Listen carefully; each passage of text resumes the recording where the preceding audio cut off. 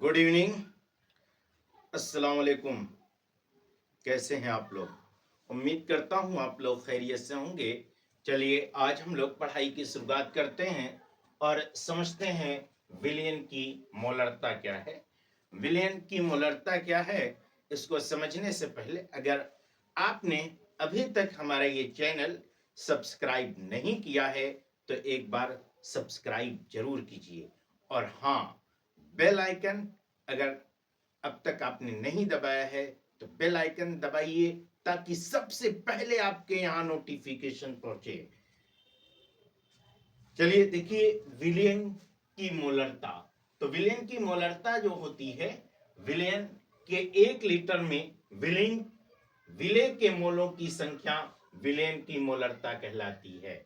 मतलब विलयन में यदि विलयन के 1 लीटर में विलयन के 1 लीटर में यदि जो मोल उपस्थित होता है वो मोलों की संख्या, जो विलय के जो मोल होते हैं उस विलय के जो मोलों की संख्या होती है वही विलयन की मोलरता कहलाती है।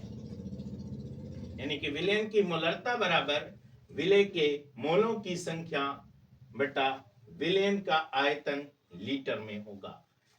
अर्थात हम ये कह सकते हैं कि अब देखिए विलय के मोलों की संख्या क्या होगी, है ना। विलय के मोलों की संख्या जो होगी, विलय के मोलों की जो संख्या होगी वो विलयन का भार।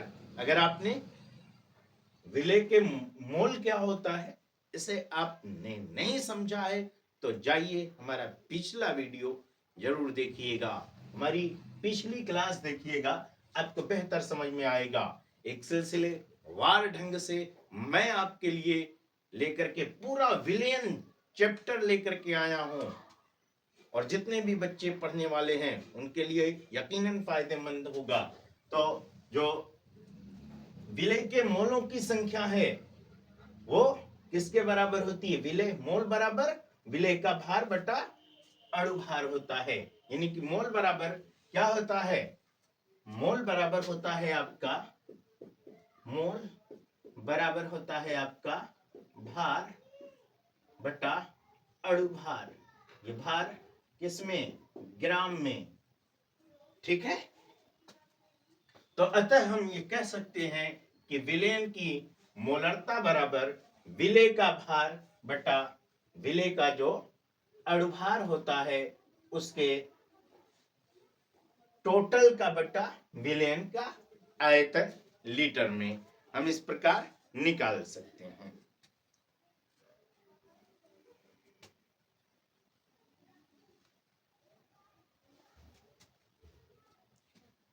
देखिए जो वैल्यूम होता है, जो आयतन होता है, ये जो है इस पर ताप पर डिपेंडेंट होता है। तो मोलरता जो है ये ताप पर निर्भर करती है क्योंकि विलयन का आयतन जो है वो ताप पर निर्भर करता है कि इसका टेम्परेचर क्या है, उसी हिसाब से इसका वैल्यूम भी होता है। लेकिन जिस विलयन में, है ना, जिस विलयन में 1 लीटर में विलय के 1 मोल उपस्थित होगा उसे हम कहेंगे कि यह जो है विलयन मोलर विलयन है। यदि किसी विलयन में कोई एक विलयन है, उस विलयन में, है ना, उस विलयन में कितना है? 1 लीटर विलयन है। कोई विलयन है 1 लीटर विलयन है और इसमें उपस्थित हो 1 मोल, है ना। यानी कि मोल, 1 मोल का मतलब क्या है कि जो विलय के मोल हैं उसके संख्या और ये जो अणुभार है ये बराबर क्या हो? दोनों बराबर हो। मतलब कि एक आपके पास कोई सॉल्यूशन है जिसमें सोडियम हाइड्रा ऑक्साइड है, तो सोडियम हाइड्रा ऑक्साइड का जो भार है वो कितना हो? 40 ग्राम हो, है ना। अणुभार इसका 40 होता है, काट देंगे, बराबर 1। तो 1 मोल है ना, और विलयन कितना होना चाहिए? 1 लीटर होना चाहिए। तो 1 लीटर विलयन में 1 लीटर विलयन में यदि 40 ग्राम क्या है, सोडियम हाइड्रा ऑक्साइड घुला हुआ है तो 1 मोल होगा। इसी तरह से अगर सोडियम हाइड्रा ऑक्साइड के बजाय, सोडियम हाइड्रा ऑक्साइड के बजाय अगर यही सोडियम क्लोराइड हो तब, NaCl हो तब, तो इसका जो अणुभार होगा है ना, तो इसका कितना हो जाएगा? 23 प्लस 35.5 आपका हो जाएगा 58.5, यानी कि 58.5 ग्राम भार वाला सोडियम क्लोराइड है ना, ये भारानुसार कितना हो? 58.5 ग्राम हो, इसका अणुभार 58.5 होता है, दोनों काटेंगे तो बराबर 1 मोल आएगा, है ना।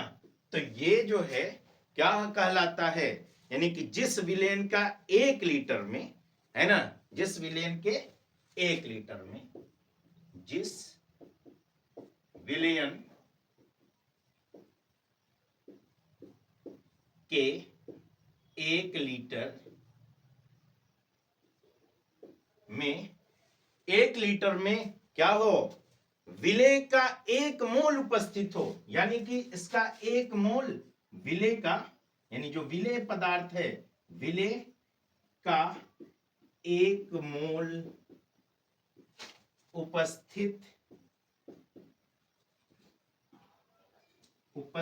हो, उसे हम कहते हैं क्या? उसे हम मोलर विलेन कहते हैं, उसे हम मोलर विलेन कहते हैं, मोलर विलेन कहते हैं। मतलब यह है कि अगर कोई एक विलेन है, जैसे पानी का और नमक का विलेन है, तो पानी और नमक दोनों मिलाकर के 1 लीटर उसकी मात्रा हो, जिसमें 58.5 ग्राम क्या नमक घुला हो, या 40 ग्राम सोडियम हाइड्रा ऑक्साइड घुला हुआ हो, तो वह विलेयन क्या होगा? मोलर विलेयन होगा। यानी कि उसे हम एक यम, इसे हम यम से नोट करते हैं, तो उसे हम 1 यम 1 मोलर विलेयन कहेंगे। यदि यही मात्रा क्या हो, डेसी में हो, सेंटी में हो, तो है ना, मिली में हो, तो हम जो है क्या करेंगे, इसी को m/10 m/100 है ना, डेसी में, सेंटी में, मिली में, इस तरह से नोट करते हैं। ठीक है, क्लियर है बच्चों? अब हम लोग मोलरता से एक आध उदाहरण ले लेते हैं। जैसे मिसाल के तौर पर कोई एक उदाहरण है, इसे नोट कर लीजिए, एक बार नोट कर लीजिए, उसके बाद मैं इसे जो है क्लीन कर दे रहा हूं, उसके बाद हम लोग एग्जाम्पल देखिए। एक उदाहरण दिया गया है, एक एग्जाम्पल यहाँ पर हम लोग देख रहे हैं कि 20.6 ग्राम सोडियम ब्रोमाइड को 500 ml जल में घोला गया है, प्राप्त विलयन की मोलरता क्या होगी? जबकि सोडियम बराबर 23 दिया गया है और ब्रोमीन बराबर 80 दिया गया है, इनके अणुभार। तो विलयन की मोलरता बराबर होता है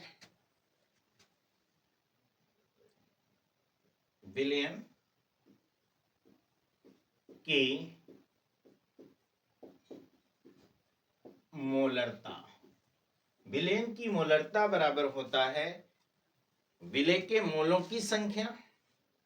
तो यहां पर हम लिखेंगे सोडियम सोडियम ब्रोमाइड के मोलों की संख्या, है ना, सोडियम ब्रोमाइड के मोलों की संख्या बटे विलेन का आयतन लीटर में। विलेन का आयतन ये आपका होगा लीटर में।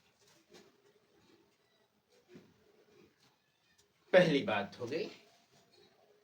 अब जो है इसका भार जो है कितना दिया गया है, 20.6 ग्राम दिया गया है। किसका? सोडियम ब्रोमाइड का। सोडियम ब्रोमाइड का भार बराबर NaBr का भार बराबर कितना दिया गया है, 20.6 ग्राम दिया गया है। NaBr का भार 20.6 ग्राम। ठीक है। अब इसका अणुभार बराबर क्या होगा? इसका अणुभार होगा NaBr का अणुभार बराबर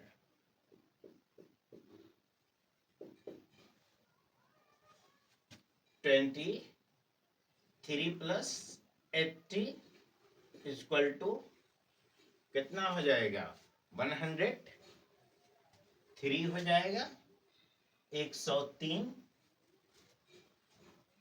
क्लियर? तो NaBr का आयतन जो है ये कितना दिया गया है, 500 ml, है ना। NaBr का आयतन इसे लीटर में कन्वर्ट कर लेंगे। ये बराबर आपका हो जाएगा कितना, 500। 1 लीटर में 1000 ml होते हैं, तो 500 ml दिया गया है, तो 500 बटे कितना, 1000।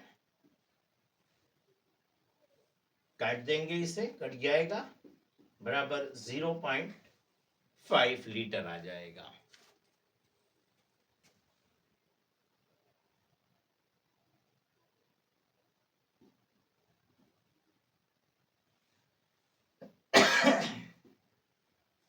ओके।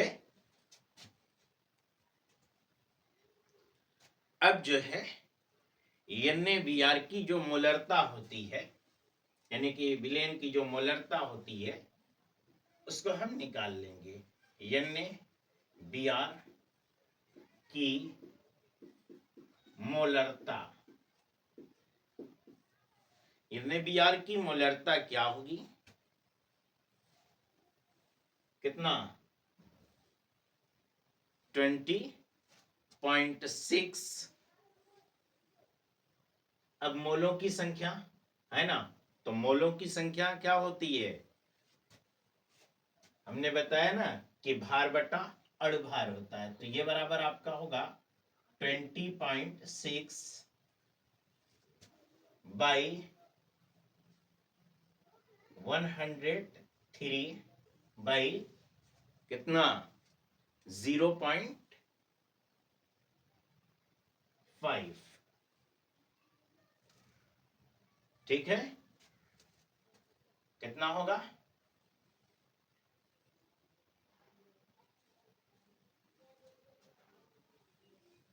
ये मामला होगा।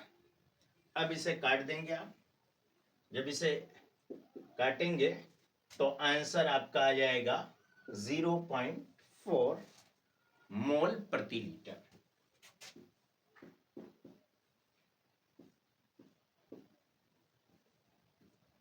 ये आपका आंसर आ गया। बहुत सिंपल सा है। ठीक है।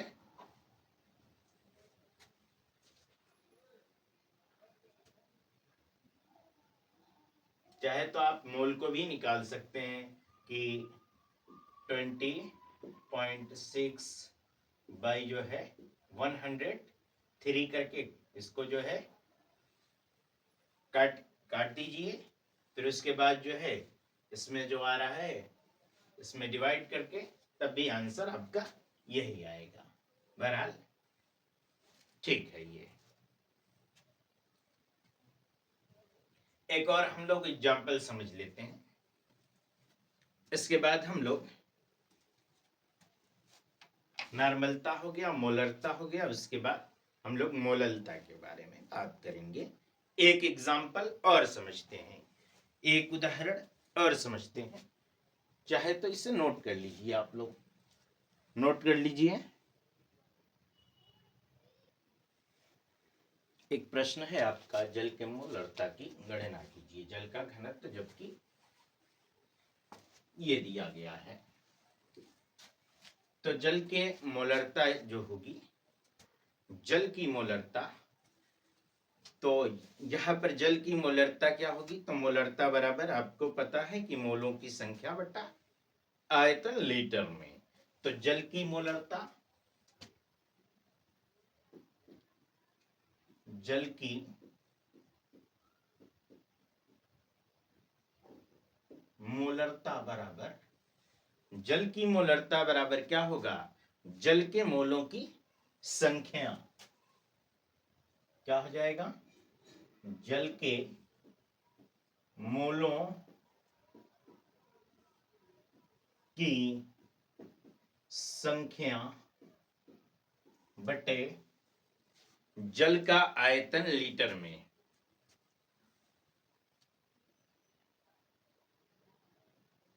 जल का आयतन, बहुत ही इंपॉर्टेंट क्वेश्चन है ये, आयतन लीटर में, या आप ये कर सकते हैं कि जल की मोलरता बराबर, जल की मोलरता बराबर जल की मोलरता बराबर आपका क्या होगा, जल का भार बटे जल का अणुभार। जल का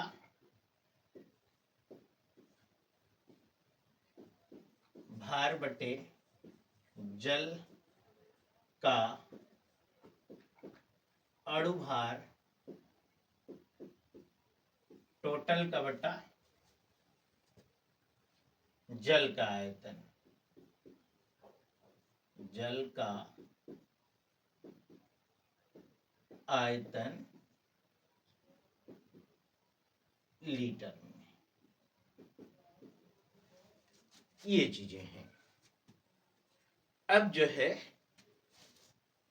जल का घनत्व, जल का भार जो है क्या होगा, जल का भार होगा जल का घनत्व गुणे जल का आयतन ml में, यही चीजें होंगे। तो जल का भार,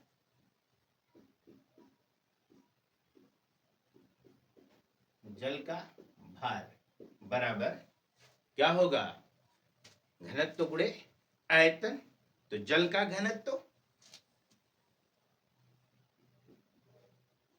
जल का घनत्व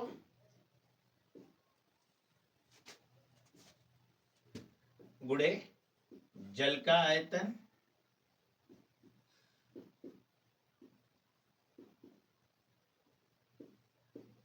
जल का आयतन किसमें, ml में, मिली में, लीटर में, यहां पर होगा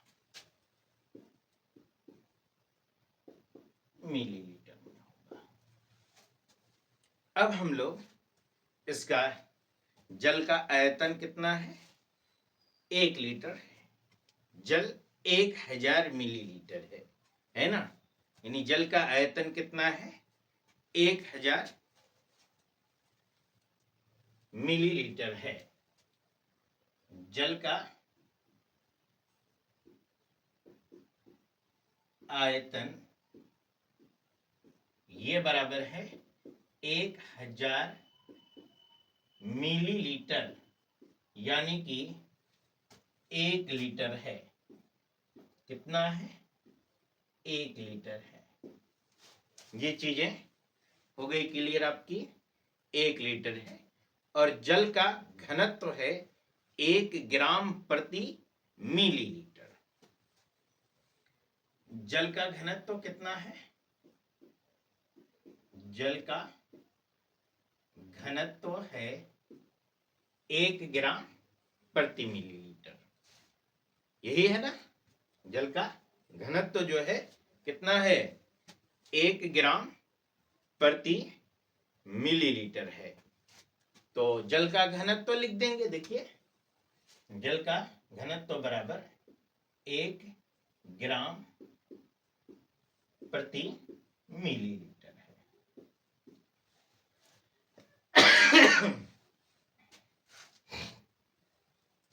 अब जो है, अब हम इसका जो है निकाल लेंगे।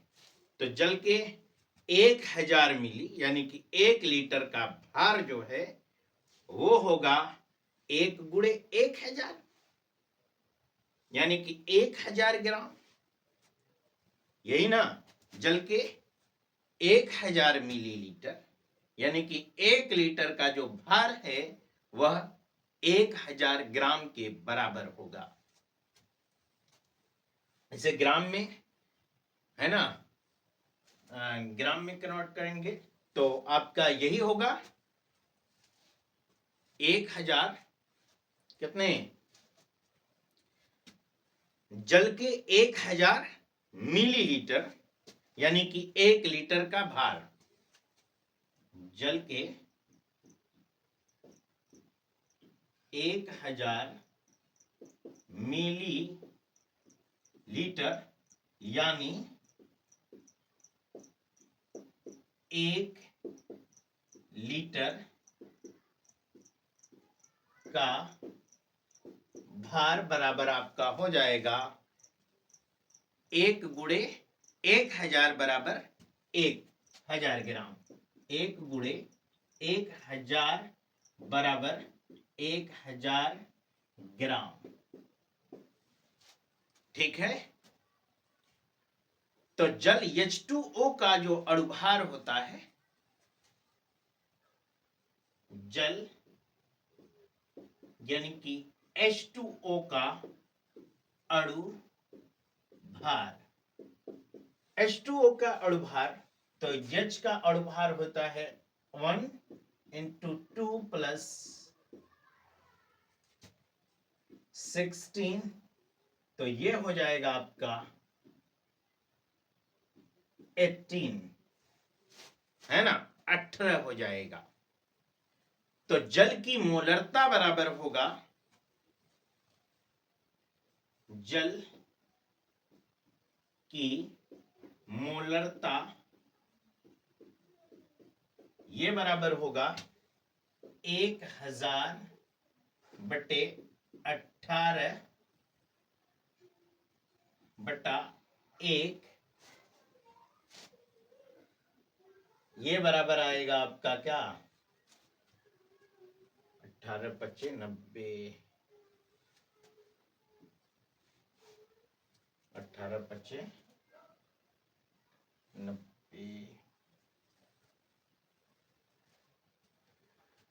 फिर उसके बाद आपका दशमलव लग जाएगा। उसके बाद 18×5 = 90, 5-6 ग्राम प्रति मोल आ जाएगा। क्या आ जाएगा? इसका ये आ जाएगा मोल 5.5 55.56 मोल प्रति लीटर। ये आपका होगा आंसर। ठीक है?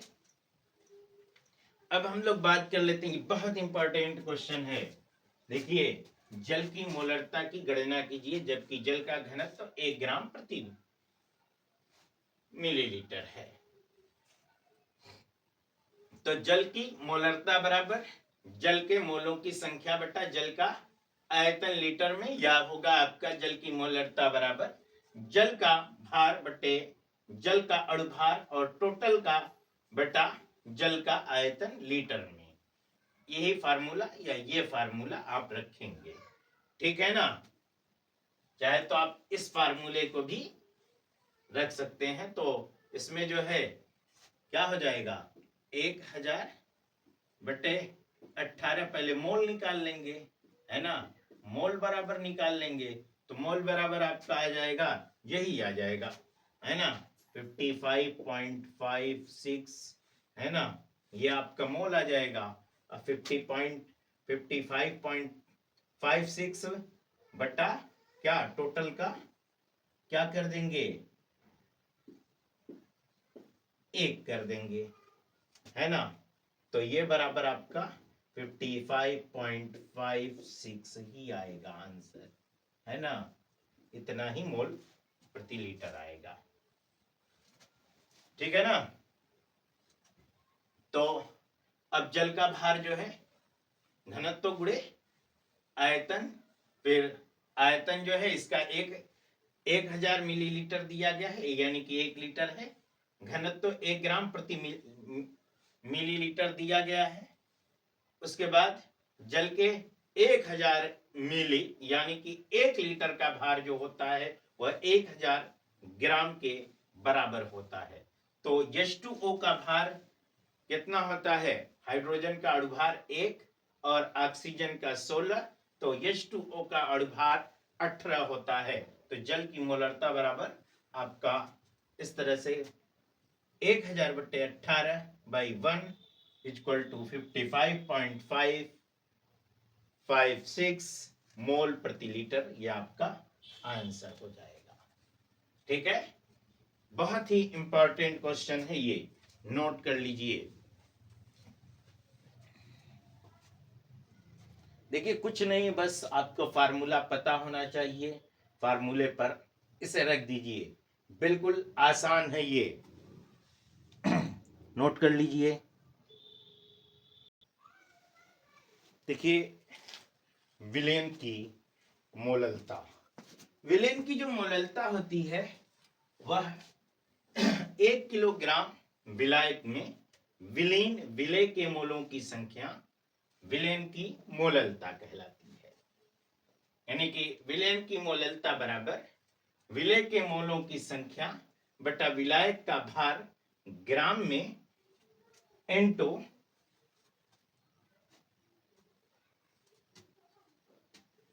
इंटू आपका जो है हो जाएगा 1000, ठीक है।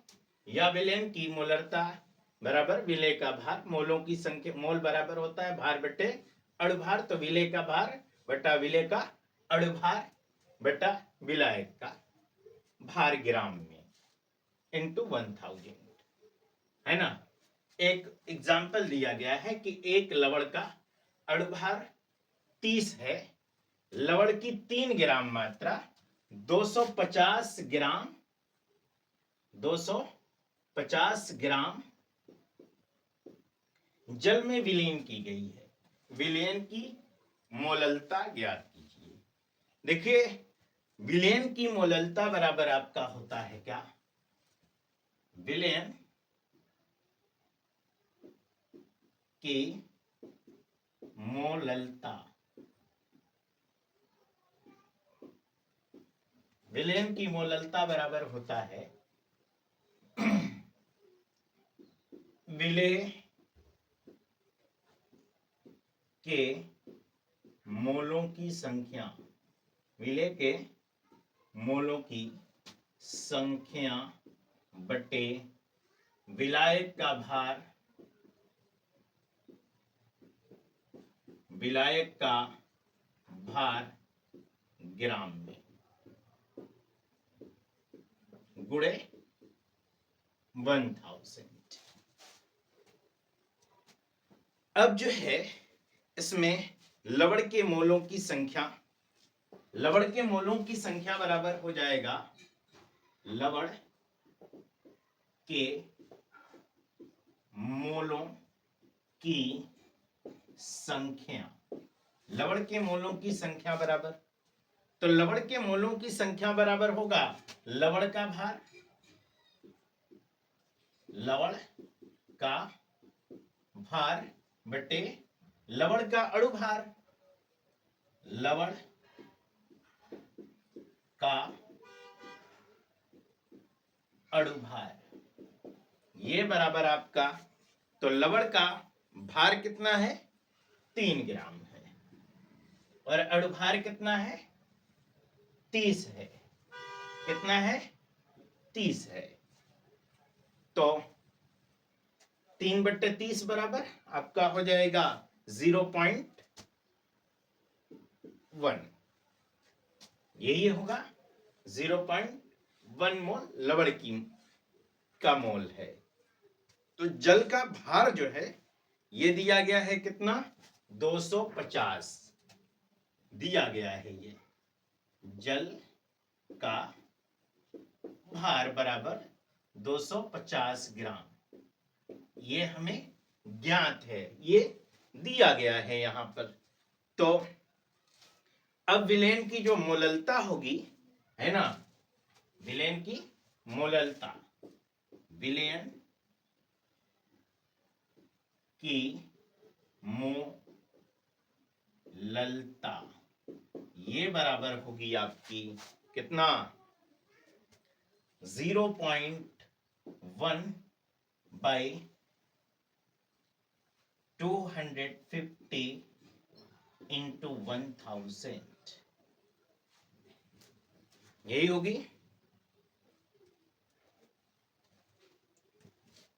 काट दीजिए इसे, ये बराबर आपका आ जाएगा कितना 0.4 मोल प्रति किलोग्राम। ठीक है, 0.4 मोल प्रति किलोग्राम।